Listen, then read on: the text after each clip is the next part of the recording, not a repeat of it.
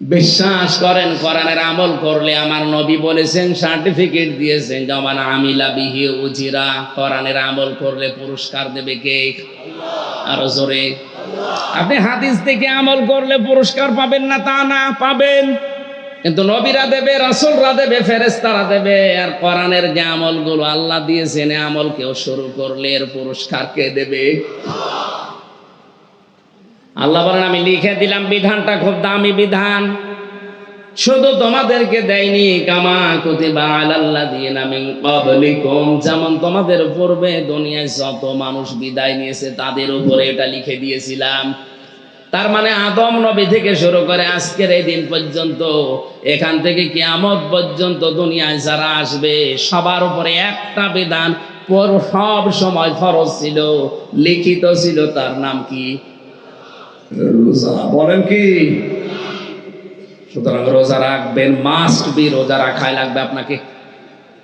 আর আমার তো মনে হয় কঠোর পরিশ্রম যাদের নেই, তাদের যদি রোজা রাখা হয় তাদের শরীর সুস্থ থাকে।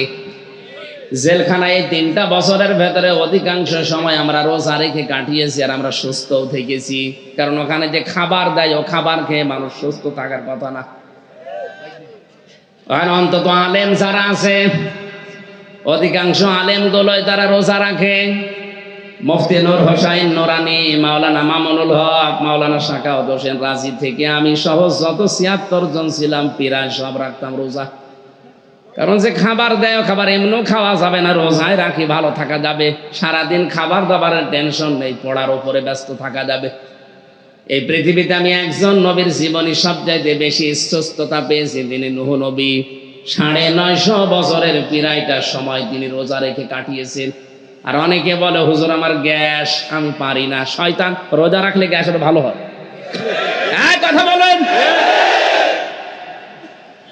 এই যে প্রতি সপ্তাহে 2 দিন করে রোজা রাখার নিয়ম নবীজি দিলেন, বৃহস্পতিবার সোমবার, প্রত্যেক মাসে 3 দিন রোজা রাখার নিয়ম। এটা কি খেলা করার জন্য নবী দিয়েছেন?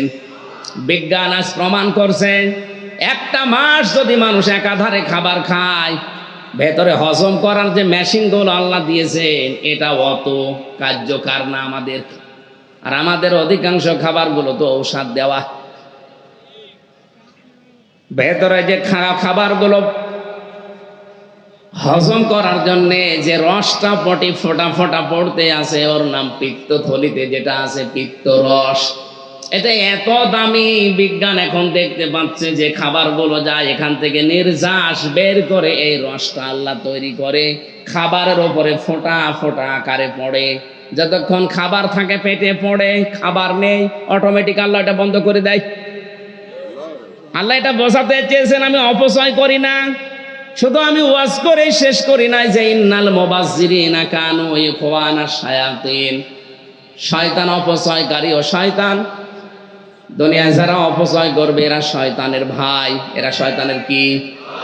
আল্লাহ পাক ওয়াজ করে শেষ করেননি, তিনি মানুষের শরীরের ভেতরে অপচয় যেন না হয় নিজে কন্ট্রোল করেছেন।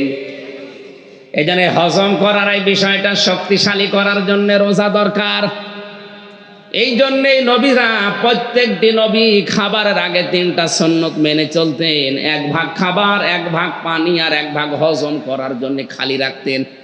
আপনি যদি প্রতি সপ্তাহে 2টা করে রোজা রাখেন, সোমবার বৃহস্পতিবার, রোজা রাখা অবস্থায় আপনার, আরে ভাই কিছু লাগবে না, বসেন না কেন,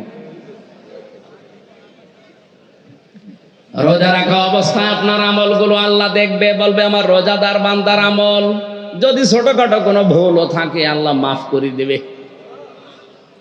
এই জন্য সামনে যেহেতু বরকতময় মাস রমজান, অবশ্যই অবশ্যই অবশ্যই রোজা রাখবেন। রাখবেন তো? আল্লাহ কেন দিলেন বিধানটা? লাআল্লাকুম তাত্তাকুন, যেন মানুষ তাকওয়া অর্জন করতে পারে। তাকওয়া কি? তাকওয়ার 99টা অর্থ আছে। তাকওয়ার 1 নাম্বার অর্থ হচ্ছে আল্লাহর নিষিদ্ধ কাজগুলো ঘৃণা ভরে ছেড়ে দেওয়া। আল্লাহর নিষিদ্ধ কাজগুলো শুধু ছেড়ে দেওয়ার নাম খাউফ, আর নিষিদ্ধ কাজ ঘৃণা করে ছেড়ে দেওয়ার নাম কি?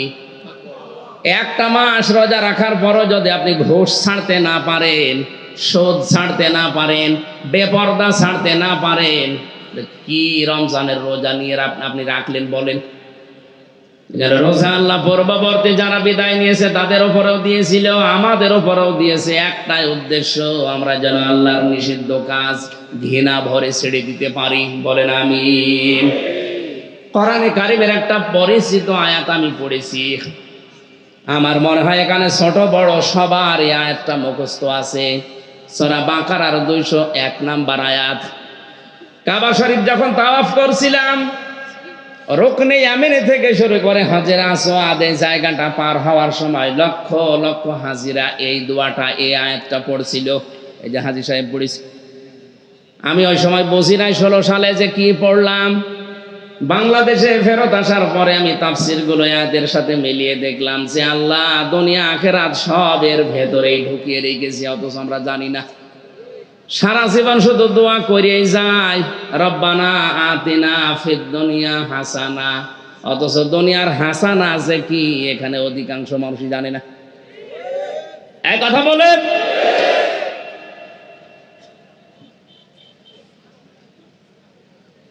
একজন দোয়া করছে, রব্বুল আলামিন আমাকে একটা নেককার সন্তান দাও, রব্বি হাবলি মিনাস সালিহিন। এক যুবক বলছে ছোটবেলা থেকে নামাজ পড়ি একই দোয়া ইমাম সাহেব করে, মনে করেন লড়াইলে, বাড়ি হয়তো সেই নোয়াখালী, ওই এলাকার আলেমরাই তো আগে আসতো এলাকাতে ইসলাম শিক্ষা দেওয়ার জন্য। একদিন বলছে হুজুর সারা জীবন তো একই দোয়া করেন, এই দোয়ার মানে কি? হুজুর বলছে আমি দোয়ার মানে জানি না। জানেন না মানে? এক আলেমের কাছে যেরকম একজন মাওলানার কাছে যে বলছে হুজুর আমাদের এই ইমাম সাহেব এই দোয়া পড়ে, আপনি এই দোয়ার মানেটা বলেন। মাওলানা বলেছে দোয়া না, এটা কোরআনের আয়াত, এর মানে আল্লাহ তুমি আমাকে একটা নেককার সন্তান দান করো। যুবক মনে করছে ইমাম সাহেবের বাড়ি সে নোয়াখালী, ও ছাতা মনে হয় ছেলে মেয়ে হয় না। ডাক দিয়ে বলছে হুজুর আপনার ছেলে মেয়ে কয়টা? 11টা। 11টা ছেলে মেয়ে, এরপর আপনি দোয়া করেন? লজ্জা আছে কেন? আপনি তো জানেন না দোয়ার মানে কি। আমি শুনে আসলাম মাওলানার কাছে যে দোয়ার মানে হচ্ছে আল্লাহ তুমি আমাকে একটা নেককার সন্তান দাও। আপনার 11টা হয়ে গেছে, এরপরও দোয়া ছাড়েন না, আপনি কি দেশ ভরে ফেলবেন? ইমাম সাহেব বলছে বাবাজি দোয়ার মানে এই, আমি যদি আগে জানতাম তো 10 বছর আগে দোয়া বাদ দিতাম। আমি তো জানি না দোয়ার মানে কি, পড়িয়ে যায় আল্লাহ দিয়ে যায়। আপনাকে আবার ওই রকম করে রব্বানা আতিনা ফিদ দুনিয়া পড়ছেন। এবার আসেন তো তাফসির আপনি লিখে দিলেন, তাফসিরুল কোরআন মাহফিল, আমি আয়াতটা তাফসির আকারে চেষ্টা চালাবো। জবান খুলে কোরআনের সোনালী আয়াত পড়েন, আল্লাহ দেখি এর ভেতরে কি দিয়েছেন আমরা বের করি। কষ্ট হচ্ছে আপনাদের? জবান খুলে সোনালী আয়াত পড়েন। আউযু বিল্লাহি মিনাশ শাইতানির রাজিম, বিসমিল্লাহির রহমানির রহিম।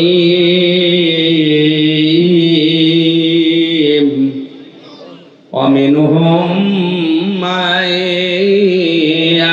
ইয়াকুলু রব্বানা আতিনা ফিদ দুনিয়া হাসানা ওয়া ফিল আখিরাতি হাসানা ওয়া কিনা আযাবান নার। আল্লাহ পাক বলেন মানুষের ভেতরে অনেক মানুষ এমন আছে তারা বলবে ইয়াকুলু মুজারে, বর্তমান ভবিষ্যৎ, প্রেজেন্ট ফিউচার। এই ছেলে কোথায় যাও? বসো। 1-1.5 ঘন্টা 2 ঘন্টা সময় নিয়েছি, এতটুকু সময় বসে থাকতে পারে না। ও বিয়ে দিলে বউ টেকবে? এখানে কত মেয়ের বাবা বসে আছে না, আপনি চলে যাচ্ছেন। হয়তো ছেলে খুঁজতেছে, এই জন্য এই ময়দানে হয়তো আসতেও পারে যে দেখি কোনো সেরকম ছেলে আছে কিনা। ও যদি 1-1.5 ঘন্টায় ওঠে ও জীবনে বিয়ে দেবে? বসেন, ওরা ধরেন তো, জিজ্ঞেস করে। না না ছেড়ে দিন, ওর অবস্থা ভালো না, বসে পড়েছে। ঠিক আছে, খুব জরুরি হলে যান না। অনেকে আবার যায় বিড়ি খাওয়ার জন্য, বিড়ি খেয়ে তারপরে, হ্যাঁ বিড়ি খেতে যান, খেয়ে আবার চলে আসবে। নড়াইলবাসী কোরআনের আয়াত যদি আপনি খেয়াল করে শোনেন, বোঝার চেষ্টা চালান, 500 রাকাত নফল নামাজের সওয়াব পাবেন। আপনার দ্বারা হয়তো সম্ভব না এখন 500 রাকাত নফল নামাজ পড়া, পারবেন? কিন্তু কোরআনের দিকে তাকিয়ে আল্লাহ এই সওয়াবটা দিয়ে দেবেন, বলেন আমিন। বর্তমানে তারা বলছে, ভবিষ্যতেও বলবে কি, রব্বানা, হে আমাদের প্রতিপালক, আতিনা, আমাদেরকে দান করেন, ফিদ দুনিয়া হাসানা, দুনিয়ার হাসানা। খালি জবরের জায়গায় জের দিয়ে দিলেই ফিদ দুনিয়া হাসিনা। হাসানা মানে কল্যাণ, আর হাসিনা মানে সুন্দরী। অনেকেই দোয়া করতে যে ফিদ দুনিয়া হাসানার জায়গায় বলে ফিদ দুনিয়া হাসিনা। আল্লাহ বলেন দিয়ে দিলাম, যা দিয়েছে, আজ একেবারে 16-17 বছর চলছে। কারণ এটা আমাদের দোয়ার ফসল। আমরা চেয়েছি রব্বানা আতিনা ফিদ দুনিয়া হাসানা, আল্লাহ বলেন একটু জের দিয়ে দিলাম, যা হাসিনা। এখন এটা যে চাইলেন আপনি সেই ছোটবেলা থেকেই মোনাজাতে, আল্লাহ দুনিয়ার হাসানা দাও, কল্যাণ দাও, শান্তি দাও, স্বস্তি দাও, নিরাপত্তা দাও, 99টা অর্থ আছে এই শব্দের। কি চেয়েছেন? আমার এই ছোট্ট জীবনে আমি কোরআন পড়ে পেয়েছি এই হাসানার ভেতরে দুনিয়ার হাসানা, দুনিয়ার কল্যাণ 10টা। কয়টা? কেউ যদি এই 10টা জিনিস দুনিয়াতে পায়, সে যেন দুনিয়ার হাসানা পেয়েছে, বলেন আলহামদুলিল্লাহ। এবার আপনি মিলান তো এই 10টা জিনিস আসলে আপনি পেয়েছেন কিনা। সে ছোটবেলা থেকেই তো মোনাজাত করেন ইমাম সাহেবের সাথে, রব্বানা আতিনা ফিদ দুনিয়া হাসানা, হে আল্লাহ দুনিয়ায় হাসানা দাও, কল্যাণ দাও। আল্লাহ বলেন দুনিয়ার কল্যাণ 10টা, তুই পেয়েছিস কিনা আগে মিলা। অফিল আখিরাতি হাসানা, আখিরাতের হাসানা দাও। আল্লাহ বলেন আখিরাতের হাসানা 5টা। ওয়াকিনা আযাবান নার, জাহান্নাম থেকে আমাদের বাঁচাও। আল্লাহ পাক বলেন জাহান্নাম থেকে বাঁচার উপায় মাত্র একটা। কয়টা? একটা। এদিকে 10, ওদিকে 5, মাঝখানে 1, সব মিলে কত? এই ছোট্ট আয়াতের ভেতরে 16টা জিনিস লুকিয়ে আছে। আমরা একটা একটা করে টান দিয়ে এবার বের করি। থাকবেন কারা কারা? আধা ঘন্টা এখনো থাকবেন কারা কারা? দেখি আলহামদুলিল্লাহ। ঠিক আছে ভাই, আলহামদুলিল্লাহ। 1 নম্বরে আল্লাহর ঘোষণা, দুনিয়ার হাসানা যদি কেউ পেতে চায়, 1 নম্বরে দুনিয়ার হাসানা কোরআনে কারিম পাওয়া। কি পাওয়া? নাকি বেশি দিন ক্ষমতায় থাকা দুনিয়ার হাসানা? এটা যদি দুনিয়ার হাসানা হতো তাহলে ফিরআউন এটা পেয়েছিল 600 বছর একাধারে ক্ষমতায় ছিল। কথা বলে না কেন? আল্লাহ বলেন আমার দৃষ্টিতে দুনিয়ার হাসানা তুমি যে চাইলে আমার কাছে, দুনিয়ার হাসানা কোরআন পাওয়া। প্রশ্ন আসতে পারে, কোরআন তো আমি পেয়েছি, চলেন আমার ঘরে এখনো আছে কোরআন, এটা কোরআন পাওয়া না। কেউ যদি কোরআন পেয়েছি এই কথা বলতে চায় তাহলে তার 4টা জিনিস মানা লাগবে। সূরা বাকারা 1 নাম্বার পারা 18 নাম্বার পৃষ্ঠা 4 নাম্বার লাইনের 121 নাম্বার আয়াতে দলিলটা আছে, আল্লাযীনা আতাইনাহুমুল কিতাবা ইয়াতলুনাহু হাক্কা তিলাওয়াতি। আল্লাহ পাক বলেন আমি যাদেরকে কোরআন দিয়েছি, কিতাব দিয়েছি, এরা তার হক আদায় করে তেলাওয়াত করে। হক আদায় করে তেলাওয়াত করার অর্থ 4টা। কয়টা? আরো জোরে বলেন। আপনি কি দুনিয়ার হাসানা পেয়েছেন কিনা মিলান। 1 নম্বরে আপনাকে শুদ্ধ করে আল্লাহর এই কিতাব পড়তে হবে। এখানে যদি জরিপ চালানো যায় 100 জনের 98 জন ফেল করবে। এই কথা বলেন না কেন?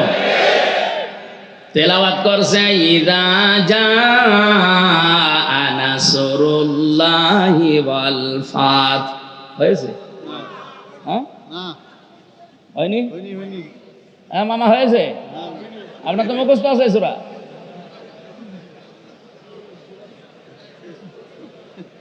না না, আমি হাসির খোরাকি দেইনি। আমি যে বললাম হয়েছে, কি জবাব দিচ্ছেন না কেন? হয়েছে? হয়নি। একটু টান দিয়ে পড়েছি, অনেকে মনে করছে না হতেও পারে, অথচ 2টা ভুল হয়ে গেছে এর ভেতরে। ইযা জাআ নাসরুল্লাহি ওয়াল ফাত, এখানে আল্লাহ শব্দের আগে জের আর জবর আর পেশ থাকলে আল্লাহ মোটা হয়, জের থাকলে পাতলা হয়। এর আগে নুন সোয়াদ র নাসর মানে সাহায্য, নুন সিন র নাসর মানে ঈগল পাখি। আমি যে মুখ গোল না করে সরাসরি বলে ফেললাম, আপনি একটু ধরতে পারেননি। এই জন্যই বলছি 100 জনের 98 জনের কোরআন শরীফ শুদ্ধ নেই। ইযা জা নাসরুল্লাহি ওয়াল ফাত, যখন আসবে আল্লাহর সাহায্য, হে নবী আপনি বিজয় দেখতে পাবেন। আর আমার আগের পড়ার অর্থ হচ্ছে যখন আসবে ঈগল পাখি, যখন বিজয় পাবেন। একটা কথা হইল, আকাশ পাতাল পাল্টিয়ে গেছে। এই মাদ্রাসা যেহেতু কওমি মাদ্রাসা, হাফেজি মাদ্রাসা, অবশ্যই এখানে শুদ্ধ করে কোরআন পড়ানো হয়। এত বড় সুযোগ থাকার পরও যদি নিজে ছেলে মেয়েকে আপনি না পড়াতে পারেন, তো কবে পড়বেন আবার কবরে গেলে? আজ আমাদের নামাজে মন না বসার অন্যতম কারণ আমরা কোরআন শুদ্ধ করে পড়তে পারি না, বুঝি না। তাই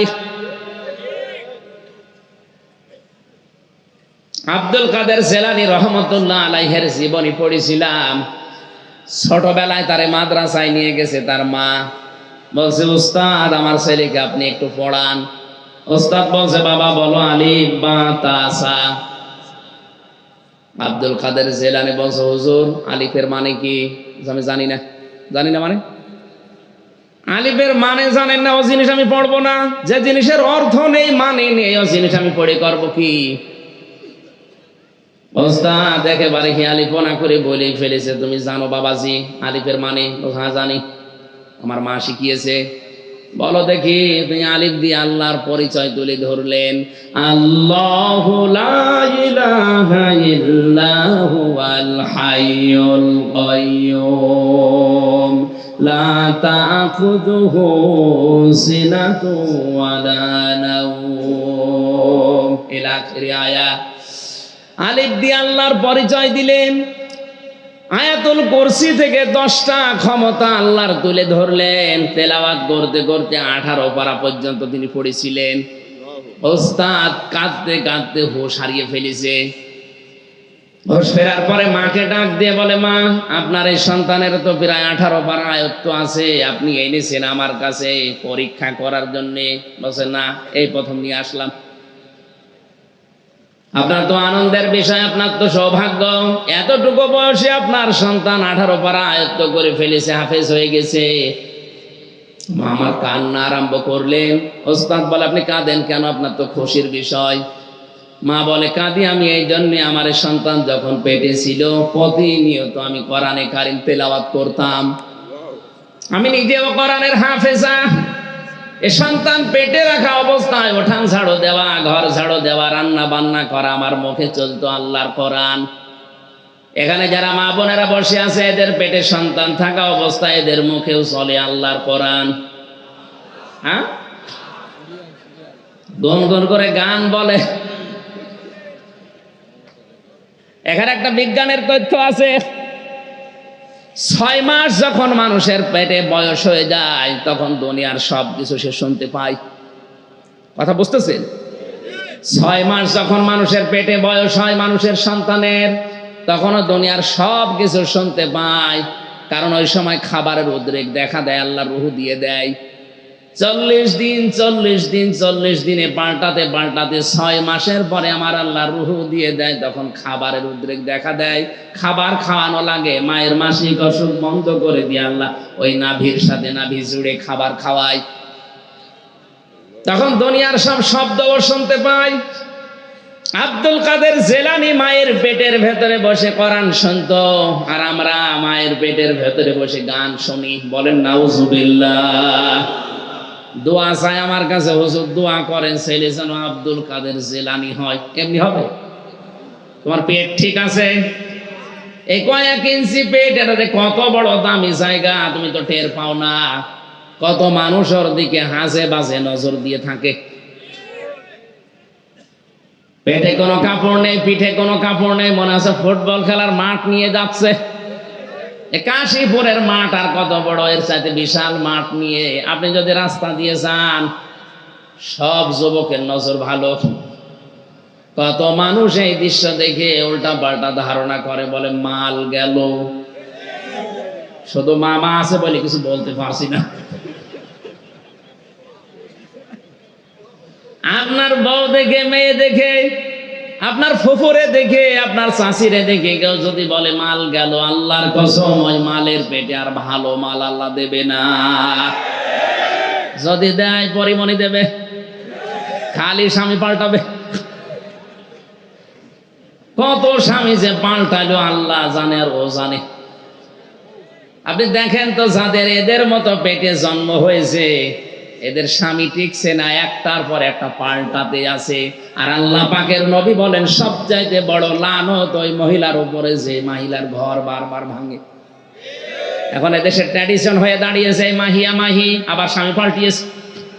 বলেন সুবহানাল্লাহ। এরা যারা আদর্শ মনে করে চলে তারাও তো পাল্টাবে। যে মহিলার স্বামীর কাছে তালাক চাই, খাবার খেতে চায় না, ভাত খাবো না বলে, ওই মহিলার উপরে আল্লাহ নিজে লানত করে। বলেন নাউজুবিল্লাহ। নড়াইলবাসী, আমি যেটা শিক্ষা দিতে চেয়েছি, আব্দুল কাদের জেলানী আপনার পেটে আল্লাহ এমনিতেই দেবে না। এ কয়েক ইঞ্চি, এই নজরটা ঠিক করেন আগে। আমরা যারা ধনী মানুষ আছি দেশে, আমাদের মোবাইল দামি হয়, আমাদের শার্ট দামি হয়, গাড়ি দামি হয়, বাড়ি দামি হয়ে যায়। শুধু কম দামি হয়ে যায় আমাদের স্ত্রী আর মেয়েটা। এমন এমন পোশাক পরিয়ে রাস্তাঘাটে নিয়ে যায়, আমার মনে হয় গরিব মানুষের নজরে পর্যন্ত সব ক্যামেরা বন্দী হয়ে যাচ্ছে। মানুষের নজর খুব কিন্তু মারাত্মক, এটা বিষাক্ত জিনিস। আব্দুল কাদের জেলানী যে মায়ের পেটে এসেছিলেন, তাকান ওই মায়ের পেটের দিকে। আব্দুল কাদের জেলানীর বাবা আবু মুসা জঙ্গি রহমতুল্লাহ আলাইহি মসজিদে নামাজ আদায় করে একবার আসছিলেন বাড়ির দিকে। হঠাৎ দেখলেন বাড়ির কাজের লোকটা পোশাক নাড়ি দেওয়া আছে, রোদে শুকাতে দিয়েছে তার স্ত্রী গোসল করে। ওই কাজের বেটা এক নয়নে তাকিয়ে আছে পোশাকের দিকে। হযরত আব্দুল কাদিরের বাবা তাড়াতাড়ি এসে পোশাকে আগুন লাগিয়ে দিলেন। ওনার জীবনীতি আমি পেয়েছি। মা এসে বলে, স্বামী আমার নতুন পোশাক আগুন লাগালেন কোন কারণে? স্বামী ডাক দিয়ে বলে, দেখো আমি নামাজ পড়ে আসার সময় দেখি বাড়ির ওই কাজের লোকটা, ওই কামলাটা তোমার এই শোকাতে দেওয়া পোশাকের দিকে এক দৃষ্টিতে তাকিয়ে আছে। আমি কোরআন হাদিস জানি, মানুষের চোখের নজর বড় মারাত্মক, এটা বিষাক্ত। এই পোশাক তোমার লজ্জা স্থান ঢেকে রাখে। আমার সন্তান তোমার পেটে, তোমার পেটটা ঢেকে রাখে। এর নজর যদিও পোশাকের উপরে পড়ে, এই প্রভাব হয়তো আমার সন্তানের উপরে পড়তে পারে, আমার সন্তান খারাপ হয়ে যেতে পারে। কোথায় তাদের চিন্তা ভাবনা ছিল? আর আপনি কি করেন? বউ সুন্দর হলে দিশায় পারবে না, করবেন কি? আর উল্টা পাল্টা পোশাক পরিয়ে মানুষকে দেখাচ্ছে যে মাল আমার আছে। বলেন নাউজুবিল্লাহ। মা ডাক দিয়ে বলছে, ওস্তাদ আমি কান্নাকাটি করছি, আমার আফসোস হয় এই জন্যে। আমি যদি আর একটু কষ্ট করে ছোটবেলা থেকে আমার এই সন্তানটাকে আমি ফজরের নামাজ আদায় করিয়ে পাশে বসিয়ে পড়তাম, আমার মুখের দিকে তাকিয়ে আমার আব্দুল কাদের মুখ মিলাতো, আমি যদি প্রতিনিয়ত আল্লাহর 30 পারা কোরআনই পড়তে পারতাম, আমার এই ছোট বয়সের সন্তান 30 পারা কোরআনেরই হাফেজ হয়ে যেত। আমার ভাইরা, আমি কোরআনে কারিম পাওয়া বোঝাচ্ছিলাম, আপনি কোরআন পড়তে পারেন না, বোঝেনও না, অথচ ছোটবেলায় তারা বুঝেছিল পারিবারিক এই কৃষ্টি কালচারের কারণে। 3 নম্বরে এটা আপনাকে প্র্যাকটিক্যাল লাইফে মানতে হবে, আমল করা যারে বলে। 4 নম্বরে এটা মানুষ যেন মানে সেই ব্যবস্থা করে দেওয়া লাগবে। শর্ত কয়টা? আরো জোরে বলেন। 1 নম্বরে শুদ্ধ করে পড়া, 2 নম্বরে নিজে বোঝা, 3 নম্বরে বাস্তবে আমল করা, 4 নম্বর ওটা মানুষ যেন আমল করে সেই পরিবেশ তৈরি করে দেওয়া।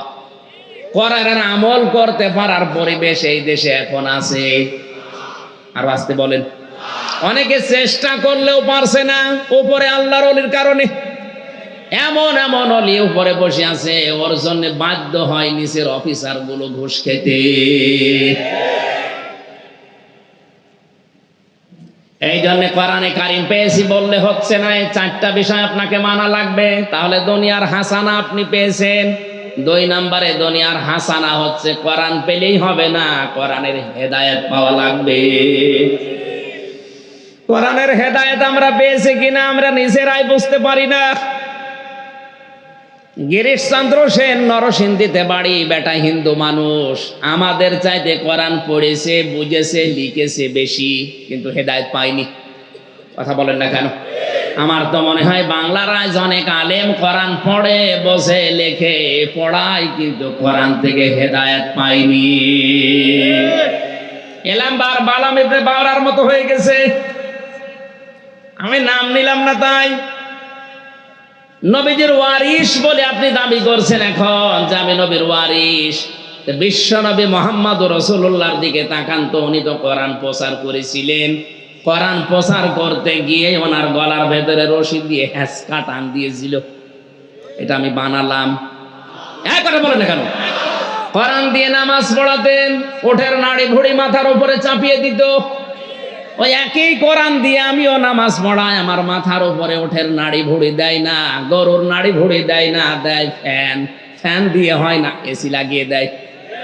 তাহলে বুঝতে হবে নবীজির কোরআন দিয়ে নামাজ পড়ানো আর আমার নামাজ পড়ানোর ভেতরে পার্থক্য আছে।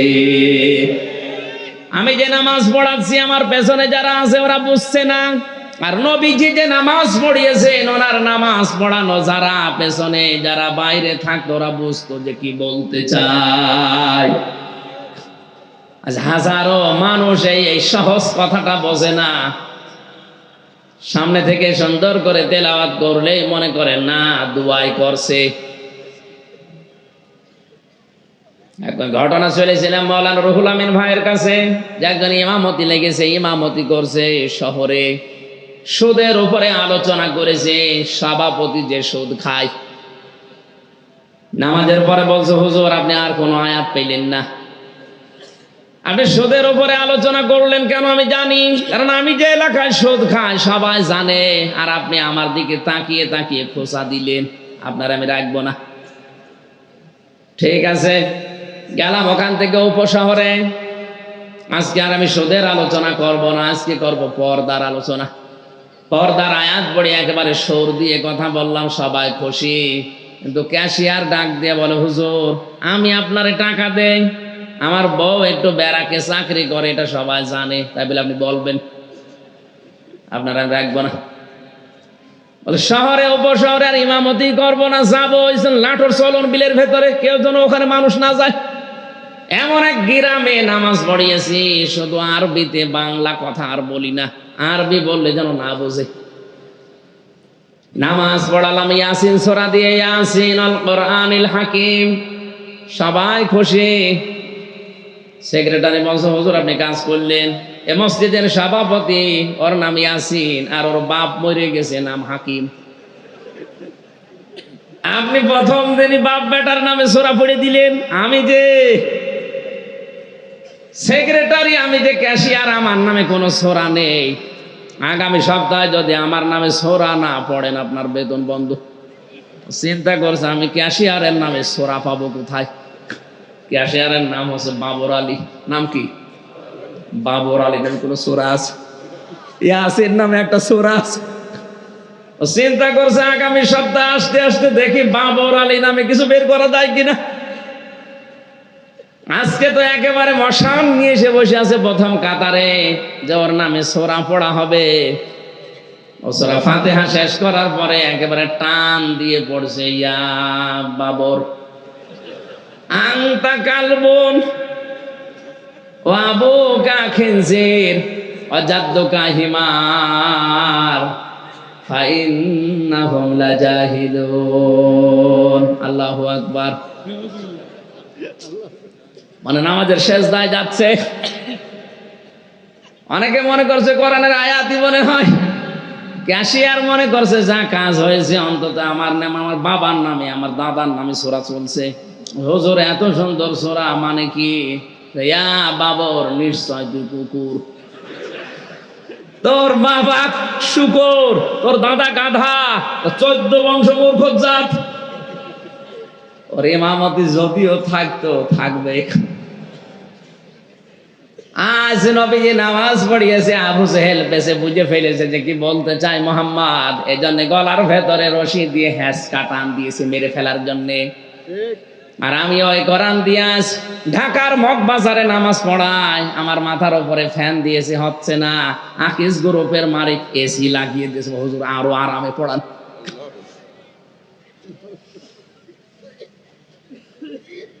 আমার আরাম দেওয়ার জন্য চেষ্টায় আছে, কারণ পেছনে যারা আছে ও বোঝে না, আমি যা পড়ছি আমিও বুঝি না। কোরআনের হেদায়েত পাওয়া তো সহজ না। কোরআনের হেদায়েত পেতে হলে যে হাদিসটা বলেছিলাম, ওই হাদিসের 3 নম্বরের পয়েন্টে ছিল ওমান দাআ ইলাইহি হাদা, এক আলিফ টান আছে। কেউ যদি কোরআনের হেদায়েত পেতে চায়, সে যেন কোরআন দিয়ে মানুষকে ডাকে। কি দিয়ে? আজ কোরআনের দিকে ডাকা আছে, অধিকাংশ মানুষ তার বাবার দিকে ডাকতেছে। হাদিসের শেষ পয়েন্টটা আরো কঠিন, ফাকাদ হুদিয়া ইলা সিরাতিম মুস্তাকিম। কেউ যদি কোরআনের ডাকে সাড়া দিতে পারে, আল্লাহ নিজে তাকে হেদায়েত সিরাতে মুস্তাকিম নসিব করে দিবেন। তাহলে আমি যদি হেদায়েতের উপরে থাকতে চাই, আমাকে আজকে থেকে ডাকা লাগবে মানুষকে। কি দিয়ে? এই জোরে বলেন, কি দিয়ে? আর আপনি যদি হেদায়েত পেতে চান, সিরাতে মুস্তাকিম পেতে চান, আপনাকে সাড়া দেওয়া লাগবে কোরআনের ডাকে। এর চাইতে বাংলা ওয়াজ আর নেই। এরপরেও যদি কেউ না বোঝার ভান করে থাকেন, আমার কিছু করার নেই। দুনিয়ার হাসানা 3 নম্বরে আমি পেয়েছি পরিশ্রম করা। কি করা? পরিশ্রম করতে পারা, এটা দুনিয়ার হাসানা। আজ যারা বসে বসে খায়, এরা মনে করছে রব্বানা আতিনা ফিদ দুনিয়া হাসানা পেয়ে গেছি। না, আপনি পাননি। আপনি পরিশ্রম করেন না কেন? এই হাতির মতো শরীর, আপনি কি করবেন? লাকাদ খালাকনাল ইনসানা ফি কাবাদ। অবশ্যই আমি আল্লাহ মানুষকে পরিশ্রম করার জন্যই বানিয়েছি। কষ্টের পরে কষ্ট সহ্য করে বানিয়েছি মানুষকে। আপনি শ্রম দেন। পৃথিবীতে যারা শ্রম দেয় তারা সুস্থ থাকে। যত নবীর জীবনী আমি পড়েছি, হযরতে আদম নবী তিনি চাষ করে খেতেন। হযরতে দাউদ নবী তিনি কামার ছিলেন, লোহা পিটিয়ে সোজা করতেন। আমাদের নবী মুহাম্মদুর রাসূলুল্লাহ ব্যবসা করে খেতেন। বলেন সুবহানাল্লাহ। আজ কাজ নেই, কাম নেই, একটা গাছতলায় বসে শুধু পীর নাম নিয়েছে, ওটা টাটকা শয়তান। তো কাজ নেই কেন? পীর তো আব্দুল জব্বারও ছিল চট্টগ্রামের, টুপি সেলাই করে খেত। আর এমন পীর হয়ে বসে আছে, কোনো কাজ নেই, শুধু ভড়ি। এত বড় বড় পেট হয়, মহিলারা লজ্জা পায়। আল্লাহ ছেলে মহে আমাদের পেট হয়। এত বড় পেট, কোলাকুলি করতে যাবেন, ধাক্কা লাগবে, পেটের সাথে বুক পাবেন না।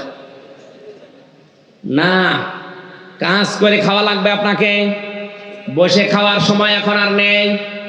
18 কোটি মানুষের 36 কোটি হাত যদি আজ কাজের হয়ে যায়, আমেরিকার কাছে, চীনের কাছে, রাশিয়ার কাছে তাকিয়ে থাকা লাগবে না। খালি দোয়া করে শেষ করে দিলেন রব্বানা আতিনা ফিদ দুনিয়া হাসানা। এই হাসানা করবে কিটা? এই হাসি হাসানা আমাদের করা দরকার। আমরা পরিশ্রমী হব, শ্রম দেব। দুনিয়ায় যেই কয়দিন বেঁচে আছি, শুধু নিজের মুখের খাবার তৈরি করব না, আমার দ্বারা আরো যেন 8টা 10টা মানুষের কর্মসংস্থান তৈরি হয়। 4 নাম্বার দুনিয়ার হাসানা হচ্ছে নিরাপত্তা পাওয়া। কি পাওয়া? আপনি বুকে হাত দিয়ে বলেন তো, আজ আমরা নিরাপদ আছি? এই বলেন। 24 ঘন্টা অনেকে আতঙ্কে থাকি। যুবতী মেয়ে কলেজে বিশ্ববিদ্যালয়ে পাঠিয়ে মা যায় না, মাঝে বসে দোয়া করছে, আল্লাহ মেয়ে কি একা আসবে না জামাই নিয়ে আসবে?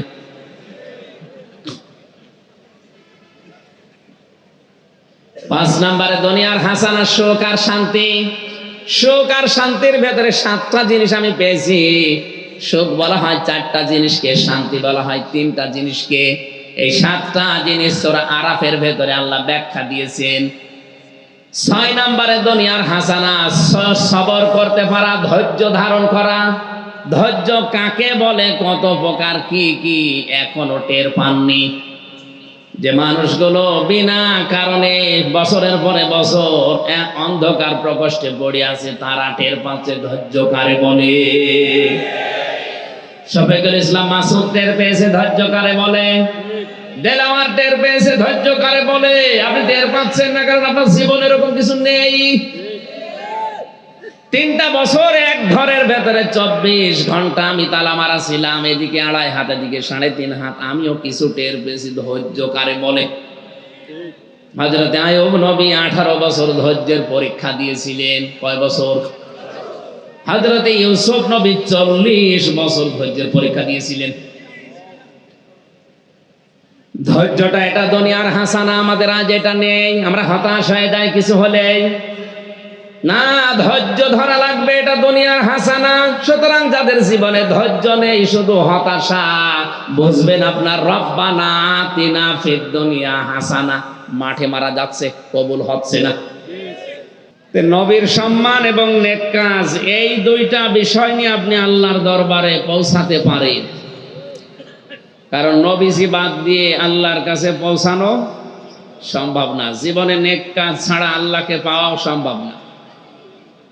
অথচ ওরা যদি আয়াত পড়ে দলিল দেয় যে ওসিলা মানে পীর সাহেব, সুতরাং আল্লাহকে পেতে হলে পীর ধরা লাগবে, কোরআনের আয়াতই তো পড়ে দলিল দিচ্ছে, এ কি ঠিক আছে?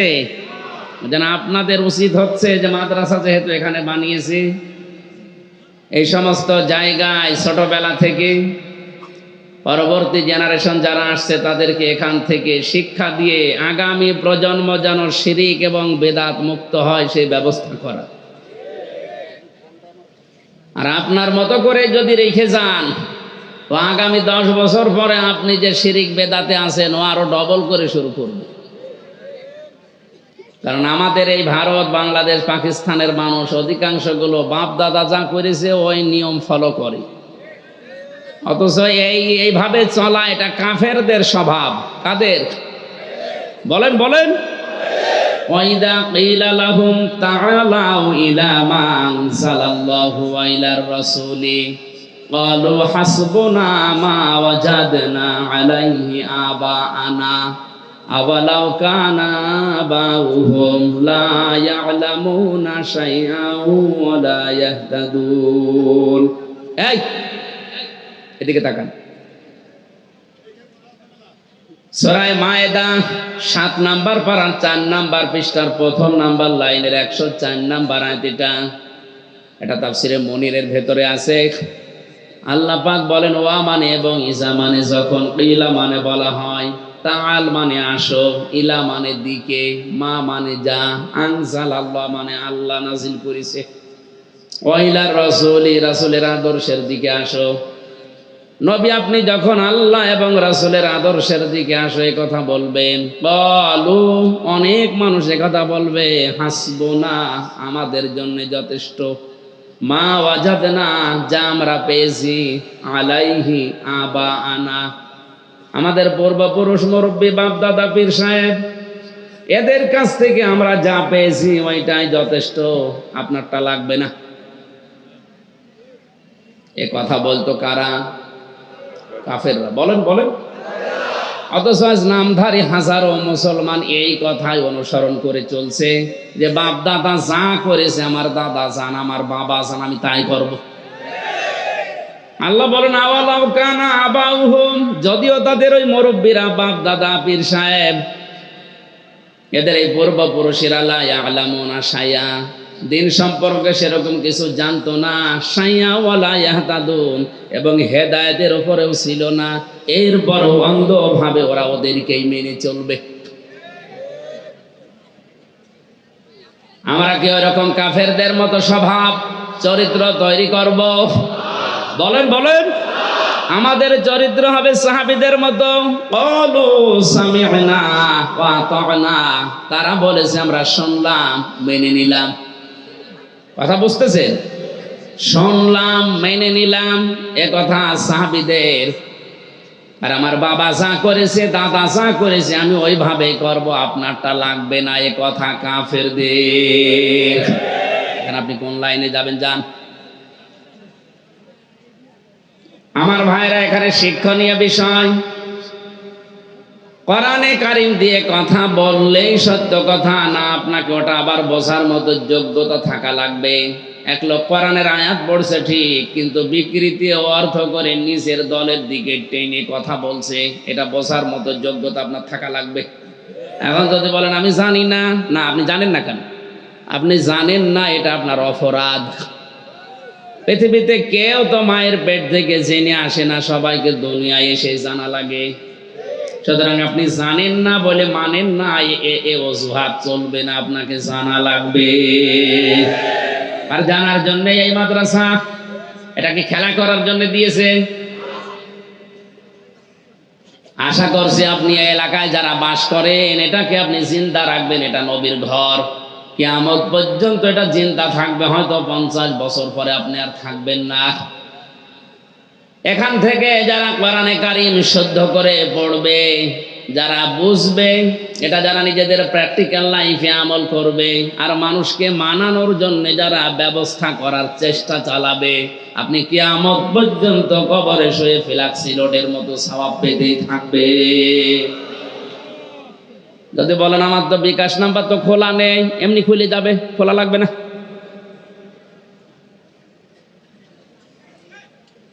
এখানে কোরআন দিয়ে যারা কথা বলে, ওই কথাটা যদিও সত্য, ওটা আবার বোঝার মতো, অনুধাবন করার মতো যোগ্যতা আপনার যদি থাকে, দুই রকম প্রতিক্রিয়া আপনার হবে। এদিকে তাকান, দুই রকম প্রতিক্রিয়া কি? কাফেররাও কোরআন শুনেছে নবীজির মুখে, ওয়াইদা তুতলা আলাইহিম আয়াতুনা বাজ্জিনাতিন তারিফু ফি ওয়াজুহিল্লাযিনা কাফারুল মুনকার। আল্লাহ পাক বলেন, যখন আমার আয়াত তাদের সামনে তেলাওয়াত করা হয়, ওই মানুষগুলো, হে নবী আপনি দেখবেন ওরা তেড়িয়ে আসবে আপনাকে মারার জন্য। সিস্টেম অপর পৃষ্ঠায় দেখুন, নবীজি বলেন, কোরআনে কারীম যখন আমি মানুষের সামনে পড়তাম, যারা অনুধাবন করার মতো যোগ্যতা রাখতো, এটা যারা বোঝে, উপলব্ধি করে, ওয়াইদা সামিউ মা উনজিলা ইলার রাসূলি তারা আয়ুনাহুম তাফিদু মিনাদ দামি মিম্মা আরাফু মিনাল হক। হে নবী, আপনার মুখে যখন কোরআন ওরা শুনবে, যদি উপলব্ধি করতে পারে, বুঝতে পারে, অনুধাবন করতে পারে যে আমি আল্লাহ কি বলতে চাই, দেখবেন যারা বুঝে ফেলেছে ওদের চোখ দিয়ে অটোমেটিক পানি বের হয়ে পড়েছে। কোরআনের আলোচনায় সবার চোখে পানি আসবে না। আজকে দুইটা আয়াত পড়েছি, পরিচিত আয়াত। রমজান আসলে এই আয়াতটা আমরা শুনি বেশি বেশি, আর একটা মোনাজাত করলেই পড়ি বেশি। কথা বলেন না কেন? যদিও পরিচিত আয়াত মানে হচ্ছে, এই দুইটা আয়াত নিয়ে আমি যতটুকু স্টাডি করেছি, আমি দেখেছি দুনিয়া আখিরাত আল্লাহ সব এই আয়াতের ভেতরেই ঢুকিয়ে রেখেছেন। এখন এখান থেকে আমরা আজ তাফসীরুল কোরআন মাহফিল লিখা এভাবে বের করার চেষ্টা চালাবো ইনশাআল্লাহ। কোরআন দিয়ে যারা কথা বলে, তাদের কথা ভেজাল, মিথ্যা হওয়ার সম্ভাবনা কম। আপনাকে কিন্তু বোঝা লাগবে বিষয়টা। তাহলে আপনি না বুঝে যদি তাহেরি ভাইয়ের কথা শুনেও মনে করেন না এও তো কোরআনের কথা বলছে, একটু দুলি, কি জিকিরের নাম নিয়ে যেভাবে দোলাদলি করা, নাচানাচি করা, ফালাফালি করা, এগুলো কি কোরআনে আছে? অথচ কোরআনের আয়াত পড়ে দলিল দিচ্ছে, উযকুরুল্লাহা যিকরান কাসীরা, বেশি বেশি আল্লাহর জিকির করো। জিকির করবেন কি করে? সিস্টেম উনি নিজে বানিয়ে নিয়েছে। অথচ আল্লাহ পাক বলেন, উযকুরুল্লাহ, আল্লাহর জিকির করো, কামা আল্লামাকুম, যেভাবে আল্লাহ শিখিয়েছেন। আল্লাহ শিখিয়েছেন পদ্ধতি 4টা। 1 নম্বরে মনে মনে, 2 নম্বরে কান্না জড়িত কণ্ঠে, 3 নম্বরে আবেগ নিয়ে, 4 নম্বরে উচ্চ আওয়াজ বাদ দিয়ে। সূরা আরাফের 204 নম্বর আয়াত এটার দলিল। এবার আপনি বলেন তো, আল্লাহ যে সিস্টেম দিলেন 4টা, কয়টা? আরো জোরে বলেন। নবীজি হাদিসের শব্দ দিয়েছেন জিকিরের 4টা, সুবহানাল্লাহ, আলহামদুলিল্লাহ, লা ইলাহা ইল্লাল্লাহ, আল্লাহু আকবার। এর বাইরে জিকিরের শব্দ নেই, যা আছে ওগুলো দোয়া দরুদ আছে। কিন্তু জিকির একটা ইবাদত, এর নির্ধারিত শব্দ আছে, নির্ধারিত সিস্টেম আছে। নামাজ একটা ইবাদত, নামাজের জন্য নির্ধারিত সময় আছে, সিস্টেম আছে। কথা বলছেন এখানে? রোজা একটা ইবাদতের জন্য নির্ধারিত একটা সময় আছে, সিস্টেমও আছে, যে এই সিস্টেমে খাবার খাও, এই সিস্টেমে রোজা ভাঙো। আপনি যদি ফজরের আজানের পরেও খাবার খান, আসরের আজানের পরে খাবার খেয়ে ফেলেন, আপনার রোজা হবে? বলেন না, আমি তো 12 ঘন্টার জায়গায় অন্তত 8 ঘন্টা থাকলাম, হাফ রোজা হোক, হবে? প্রতিটি ইবাদতের যেহেতু একটা নিয়ম আছে, সময় আছে। জিকির একটা ইবাদত, এর জন্য নির্ধারিত শব্দ বললাম কয়টা? আরো জোরে। সিস্টেম কয়টা? বলেন বলেন। এই 4 পদ্ধতির বাইরে কোন পদ্ধতি আল্লাহ দেয়নি কোরআনে। আল্লাহ বলেন উযকুরুল্লাহ কামা আল্লামাকুম, জিকির করো আল্লাহর ওইভাবে যেভাবে আল্লাহ তোমাদের শিখিয়েছেন। আর আল্লাহ শেখানোর পদ্ধতি জানালেন 4টা।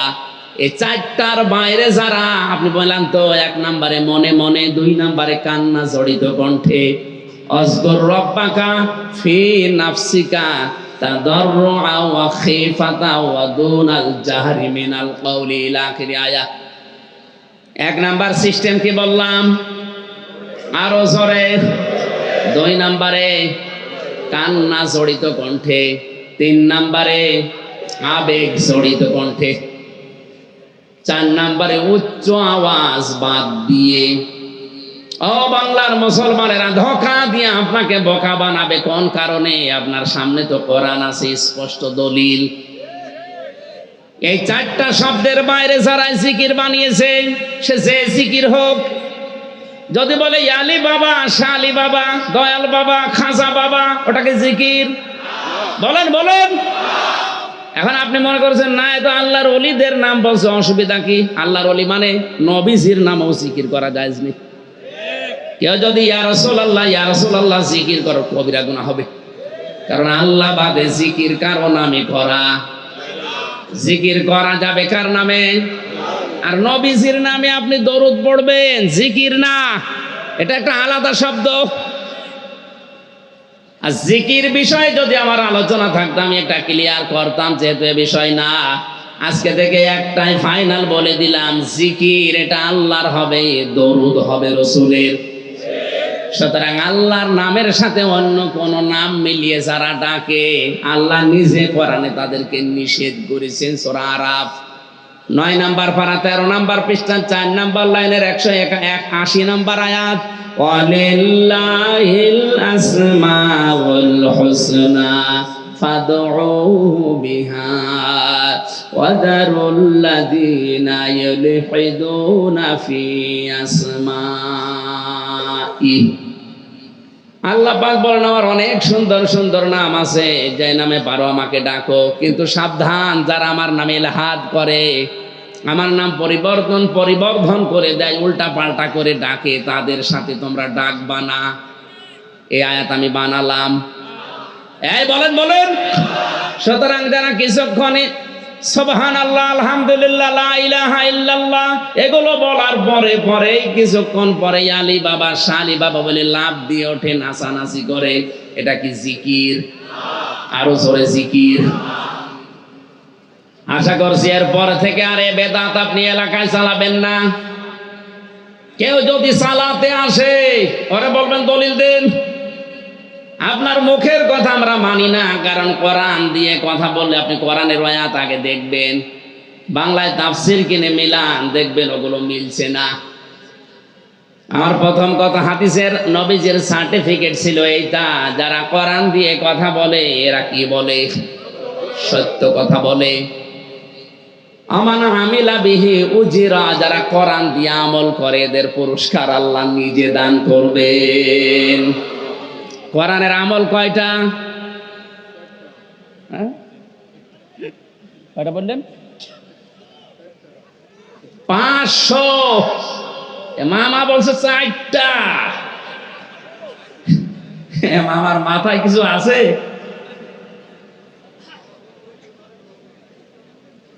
500টার জায়গায় অন্তত 450টা বললো তো হয়তো। ও একেবারে চারটাই নেমে পড়িস। খুব ভালো করে মিলাবেন। কোরআনের আমল হচ্ছে পড়া। কোরআনে আল্লাহ শরীয়তের বিধান দিয়েছেন 500। আমাদের বাংলাদেশ থেকে ভারতে যেতে হলে যেমন অনেকগুলো বর্ডার আছে, যে কোনো বর্ডার দিয়ে আপনি যেতে পারবেন যদি ভিসা থাকে, পাসপোর্ট থাকে। আল্লাহ পাক এই কোরআনে কারিমে 500 বর্ডার দিয়েছেন। এই বর্ডার গুলোর কাছে গেলে আপনি থেমে যাবেন, কারণ আপনার ভিসা নেই, পাসপোর্ট নেই পার হয়ে যাওয়ার জন্য। এই কোরআনে 500 আয়াতের ভেতরে, আমলের ভেতরে একটা আমল আজকে আমরা পড়লাম। যেহেতু কালকে থেকে রমজান শুরু হতে পারে, হ্যাঁ আগামীকাল থেকে শুরু হয়ে যেতে পারে, এই জন্য এই আয়াতটা আমি একটু টাচ দেই। ইয়া আইয়ুহাল্লাযীনা আমানু কুতিবা আলাইকুমুস সিয়াম। খুব ভালো করে মিলাবেন। আল্লাহ পাক বলেন, হে যারা ঈমানের দাবি করো তাদের উপরে আমি কিন্তু সিয়াম, এই যে রোজা, এটা লিখে দিলাম। কি করলাম? আল্লাহ কিন্তু ফারাজন শব্দ দেননি, কতিবা দিয়েছেন, কাতাবা। আজকের চেয়ারম্যান সাহেব যদি এই বলে জমিটা আমার, আমি মাদ্রাসায় দিয়ে দিলাম, এই কথার কোনো দাম আছে? না, নেই। কিন্তু উনি যদি বলে যে সই স্বাক্ষর করে দলিল করে রেজিস্ট্রি করে দিলাম, এ দাম নেই? বলেন বলুন। আল্লাহ ফারাজন না দিয়ে কতিবা দিয়েছেন। আমি ফরজ করে দিলাম এ কথা বললেও হয়ে যেত। আল্লাহ বলেন আমি লিখে দিয়েছি। এই বিধানটা অনেক দামি বিধান। পৃথিবীর যত বিধান আমরা দেখতে পাই অধিকাংশগুলো জিবরাইলকে দিয়ে আল্লাহ দুনিয়ায় পাঠিয়েছেন। আর রোজা এত দামি বিধান, আল্লাহ পাক নিজে রাসূলকে নিয়ে নিজের কাছে বসিয়ে এটা দিয়েছেন। যেই কয়টা বিধান আল্লাহ তার নিজের কাছে বসিয়ে মেরাজের রাত্রে দিয়েছিলেন, তার ভেতরে রোজা একটা। কথা বলে না কেন? 6 মাস দিয়েছিলেন একাধারে রোজা রাখবা। উনি তো আনন্দ নিয়ে আসছিলেন। প্রতিমধ্যে বিভিন্ন নবীদের সাথে দেখা হয়ে এগুলো আস্তে আস্তে কমিয়েছেন। সর্বশেষ তিনি 1 মাস পেয়েছেন রমজান মাসের রোজা। নবীজিকে আল্লাহ ডাক দিয়ে বলেন, হে মুহাম্মদ, হে আমার পেয়ারা হাবিব, আমি কিন্তু 6 মাস আপনাকে রোজা দিয়েছিলাম। আপনার কনসিডারের কারণে আমি আল্লাহ এগুলো কমিয়ে দিয়েছি, কিন্তু আমি তো লিখে ফেলেছি যে 6 মাস।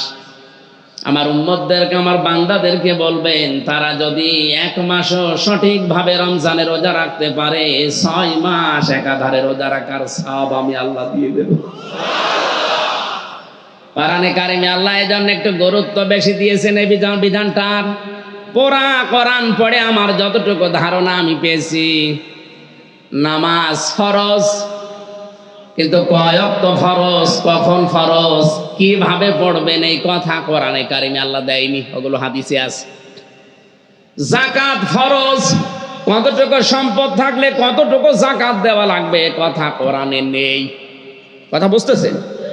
হজ ফরজ, কত টাকা থাকলে হজে যাওয়া লাগবে, কিভাবে হজ ফরজ হবে, হজের ফরজ কয়টা, ওয়াজিব কয়টা, কোরআনে নেই, হাদিসে আছে। কিন্তু কোরআনে কারিমে সূরা বাকারার এই রুকুতে পুরা একটা রুকু আল্লাহ রোজা সংক্রান্ত যত বিষয় সবের ভেতরে দিয়ে দিয়েছেন। এত গুরুত্বপূর্ণ বিধান এটা। আল্লাহ পাক এত খুশি হন রোজাদার যারা রোজা রাখে। ফামান শাহিদা মিনকুমুশ শাহরা ফালইয়াসুমহু, তোমাদের ভেতরে কেউ যদি রোজার মাস পায় সে যেন অবশ্যই রোজা রাখে। কে বলছেন? আল্লাহ গুরুত্বহীন ভাবে বলেননি, গুরুত্ব দিয়ে বলেছেন ফালইয়াসুমহু, অবশ্যই সে যেন রোজা রাখে। কারণ এত দামি বিষয় এটা। as-sawmu li wa ana ujza bihi, অন্য বর্ণনায় আছে আজিজি বিহি। কেউ যদি রোজা রাখে, লোকটা আমি আল্লাহর জন্য রাখে, আর রোজার পুরস্কার আমি আল্লাহ নিজে। বলেন সুবহানাল্লাহ। আল্লাহ নিজে যেহেতু পুরস্কার হয়ে যাবেন, একটা দরজা বানাবেন আলাদা ভাবে রোজাদারের জন্য, তার নাম রায়্যান। সত্যি যদি আপনার রোজা কবুল হয়ে যায়, কিয়ামতের দিন ওই দরজা দিয়ে অন্য কেউ প্রবেশ করবে না, শুধু রোজাদার ছাড়া। বলেন আলহামদুলিল্লাহ। সুস্থ অবস্থায় আল্লাহ যেন আমাদেরকে রোজা রাখার তৌফিক ভিক্ষা দেন। বলেন আমিন। রোজার প্রস্তুতি নবীজি নিতেন 6 মাস আগে থেকে, অথচ আমাদের মাত্র একটা দিন আছে। কয়দিন? উনি প্রস্তুতি নিত 6 মাস আগে থেকে, আমার রোজা রাখা লাগবে। দোয়াও করতেন 2 মাস আগে থেকে একাধারে, আল্লাহুম্মা বারিক লানা ফি রজব ওয়া শাবান ওয়া বাল্লিগনা রমাদান। হে আল্লাহ, রজব আর শাবানের বরকত আমাদেরকে দান করার, রমজান পর্যন্ত হায়াতটা বাড়িয়ে দাও। চিন্তা করেন তো, তিনি 6 মাস আগে প্রস্তুতি নিতেন আর 2 মাস আগে দোয়া আরম্ভ করতেন। আর আমাদের মাত্র একটা রাত আছে, কোনো প্রস্তুতিও নেই, কোনো দোয়াও নেই। আর প্রস্তুতি আছে কি? রমজান মাসে কি করে বেশি মার্কেট করা যায়, টাকা গোছাচ্ছে অনেকে। এটা কি মার্কেটের মাস? কথা বলে না কেন? এটা মাস কিসের? এই যে এত মর্যাদা, এত দাম।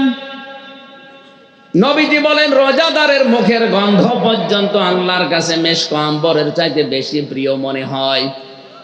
লিসাইমি ফারহাতান, ফারহাতুন ইনদা ফিতরিহি ওয়া ফারহাতুন ইনদা লিকাই রাব্বিহি। রোজাদারের জন্য দুইটা খুশির সময় আছে সংবাদ। একটা হচ্ছে যখন সে ইফতারি করে ওই সময়। এটা ফিতরিহির দুইটা অর্থ, একটা ঈদুল ফিতরের হতে পারে নামাজ, অথবা ফিতর যখন ইফতারি করে এটাও হতে পারে। দ্বিতীয় নাম্বার ইনদা লিকাই রাব্বিহি, আল্লাহ নিজে যখন রোজাদারদের সামনে ওপেন হয়ে যাবেন। আল্লাহ ওপেন হবেন ৭০,০০০ নূরের পর্দা সরিয়ে। পর্দা কিসে? না, এখানে প্রশ্ন আছে। এই যে আলো, এই আলোকে আড়াল করার জন্য পর্দা দেওয়া হয়। কথা বলেন না কেন? অথচ আল্লাহ এই আলো দিয়েই পর্দা বানিয়েছেন ৭০,০০০। যদিও হাদিসটা নিয়ে মতনৈক্য আছে, ৭০ হোক আর ১,০০,০০০ হোক অসুবিধা নেই, কিন্তু পর্দা দেওয়া আছে। কিন্তু পর্দাটা কিসের? আলোর বা নূরের। আরে ভাই, আলোকে আড়াল করার জন্য আমরা কাপড় দিয়ে পর্দা টাঙাই, দরজায় জ্বালানায় দিয়ে রাখি, বাইরের আলো যেন আসতে না পারে। আর আল্লাহ নিচে আলো দিয়ে পর্দা বানিয়েছেন।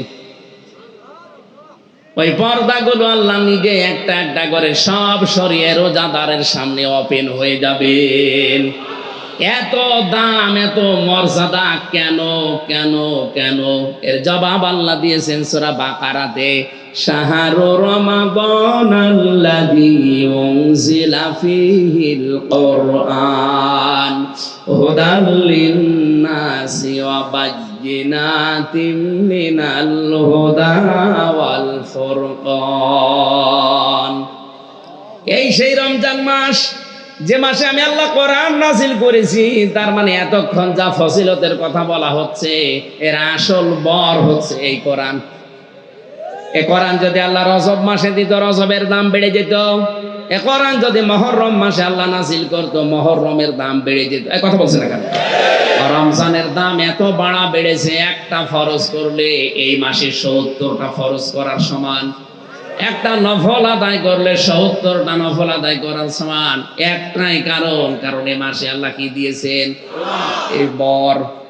এ বর ছাড়া যদি ১,০০০ বদরাতে যায়, বর ছাড়া বরযাত্রীর যেমন কোনো দাম নেই, মূল্য নেই, কোরআন ছাড়া রমজানেরও কোনো মূল্য ছিল না, নেইও। স্পষ্ট দলিল আর প্রমাণ দিয়ে আল্লাহ এই মাসে পাঠালেন খেলা করার জন্যে।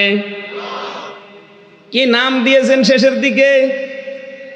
আল ফুরকান। সত্য মিথ্যা পার্থক্যকারী যত বিধানের ভেতরে আমি দিয়ে দিলাম। আমি তাফসীরের ভেতরে ফি জিলালিল কোরআনে পড়েছি, কোরআন পাওয়ার পরে, রমজান পাওয়ার পরে যে লোকটা নিজের জীবনে সত্য আর মিথ্যা পার্থক্য করে বাকি জীবন চালাতে পারে না, ওই লোকটার জীবনে হেদায়েত বলতে আর কিছু নেই। আমি কথা বোঝাতে পেরেছি? ফুরকান, আল্লাহ এই শব্দটা কয় আয়াতের শেষে এমনি দেয়নি, এই কারণে দিয়েছেন যেটা সত্য মিথ্যা পার্থক্যকারী কিতাব। সামনে মাস শুরু হচ্ছে কালকে থেকে, সুতরাং আপনি সত্য কোনটা মিথ্যা কোনটা পার্থক্য করে বিবেক দিয়ে মেলাবেন, কোরআনের এই আয়না দিয়ে। এটা যদি মিলাতে না পেরে আপনি ব্যর্থ হন, আপনার কপালে হেদায়েত বলে কিছু নেই। আল্লাহ হেফাজত করুন আমাদের, বলেন আমিন। কোরআনের এই আমলটা আমরা যদি আরম্ভ করি,